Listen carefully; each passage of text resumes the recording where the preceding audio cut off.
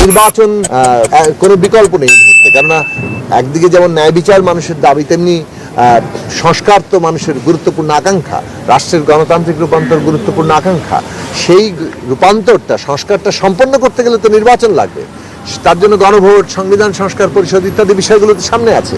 ফলে এইটা বাংলাদেশে এখন একটা অপরিহার্য জরুরি বিষয়ে পরিণত হয়েছে।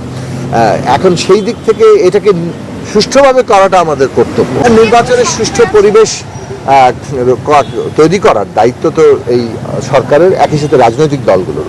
আমরা বারবার বলেছি যে সরকার যেন অস্ত্র উদ্ধার থেকে শুরু করে সমস্ত দিক থেকে প্রশাসনকে প্রস্তুত করে নির্বাচনের পরিবেশ তৈরি করার জন্য। অন্যদিকে আমরা এটা সরকারকে আহ্বান জানিয়েছিলাম যে সরকার, নির্বাচন কমিশন রাজনৈতিক দলগুলোকে সাথে নিয়ে একটা নির্বাচনের পরিবেশ মনিটরিং কমিটি করতে পারে, যেটার মধ্যে দিয়ে যে কোনো জায়গায় একটা ঘটনা ঘটলে আমরা রাজনৈতিক দলগুলো সেখানে ভূমিকা নিতে পারি ঐক্যবদ্ধভাবে।